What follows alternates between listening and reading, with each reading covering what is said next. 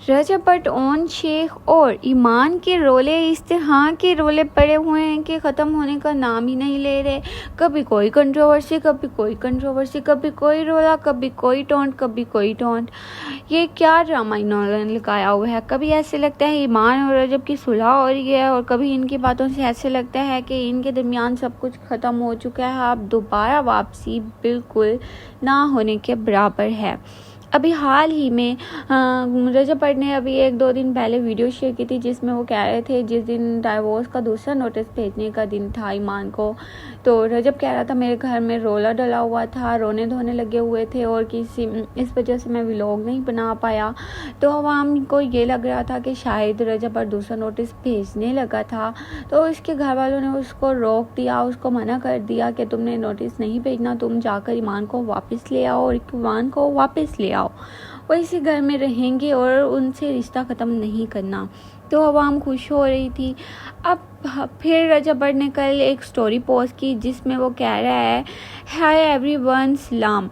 ये पैराग्राफ सिर्फ मेरे सुनने वालों और देखने वालों के लिए है। आई नो बहुत से लोगों की नज़र में मुझसे बुरा विलन कोई नहीं है, लेकिन मैं रिक्वेस्ट करता हूँ सबसे कि एटलीस्ट मेरी रजब फैमिली ओन शेख की किसी बकवास पे रिएक्ट ना करे।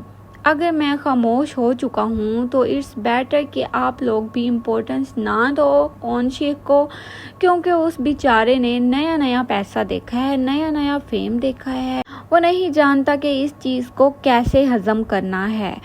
उसको भोंकने दे, वो जो भी भोंकना चाहता है। और ये पैराग्राफ सिर्फ इसलिए लिख रहा हूँ क्योंकि भाई साहब रात को इस चीज़ पे बहस कर रहे थे कि अपनी लाइफ पे किसी ने कह दिया, उनकी लाइफ पे मतलब कि किसी ने कह दिया कि ईमान सुल्तान का डीएनए करवाओ, और उसने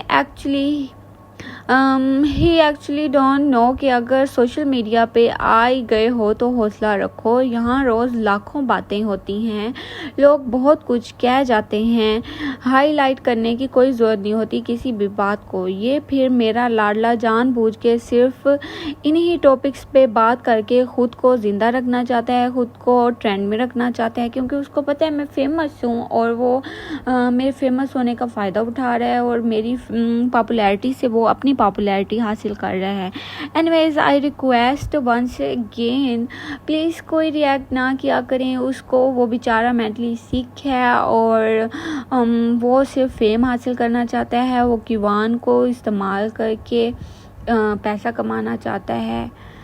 तो ये सारी बातें थी जो रजब भट्ट ने कही। रजब भट्ट ओन शेख को बिल्कुल भी पसंद नहीं करता और रजब भट्ट का कहना है कि मेरी और ईमान की डाइवोर्स भी सिर्फ और सिर्फ ओन शेख की वजह से हो रही है, क्योंकि ये अभी बच्चा है, इसको बात करने का तरीका नहीं है। इसके मुंह में जो भी आता है, इसके दिल में जो भी आता है ये बोल देता है, सोचता समझता नहीं कि कहाँ पर कौन सी बात करनी है और कौन सी नहीं। अगर देखा जाए तो रजब भट्ट भी बिल्कुल मुझे ऐसे ही लगता है, वो भी फेम के नशे में अंधा हो चुका है और खुद को कोई चीज़ समझता है। वो भी जब जोश में आता है तो कुछ भी बोल देता है, कुछ भी, चाहे वो ये नहीं देखता कि आगे कौन है, मेरा कौन सा रिश्ता है, मैंने कौन सी बात करनी है, कौन सी नहीं, कोई मुनासिब बात कुछ भी नहीं सोचता और बोल देता है।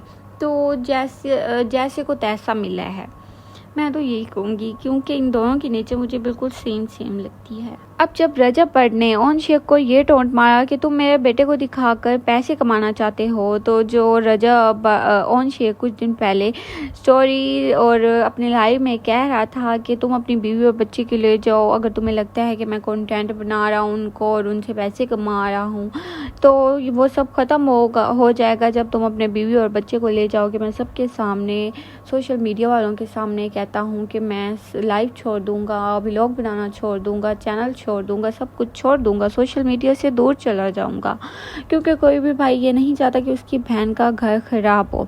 लेकिन जब ओन शेख ने रजब भट्ट ने ओन शेख को ये कहा कि उसको भोंकने दो जो भी भोंकता है और वो सरासर मेरे बारे में बकवास कर रहा है ओन शेख, तो उसकी बातों को इम्पोर्टेंस ना दे, उसके बाद फिर ओन शेख ने एक और दबंग स्टाइल की स्टोरी लगाई और कहा, enough is enough, this time my silence will not be mistakenly for weakness, I am going live today, time आपके साथ शेयर कर दूंगा।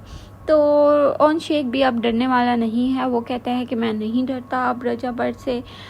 अगर ऐसे तो फिर ऐसे ही सही, मैं लाइव आऊँगा और मैं अपना चैनल कंटिन्यू रखूँगा जैसे मैं पहले करता आ रहा हूँ, और अपनी लाइव भी कंटिन्यू करूँगा। मैं किसी से डरने वाला नहीं हूँ। तो ये वो सारी बातें हैं जो कि इन दोनों के दरमियान कंट्रोवर्सी बनी हुई हैं, और इन दोनों के दरमियान बहस मज़ीद से मज़ीद शदीद तरीन अल्फाज में चेंज होती जा रही है। मतलब कि वर्स्ट तरीन अल्फाज ये लोग अब आगे आगे अपनी कंट्रोवर्सी में यूज़ करते आ रहे हैं अपनी लड़ाई में।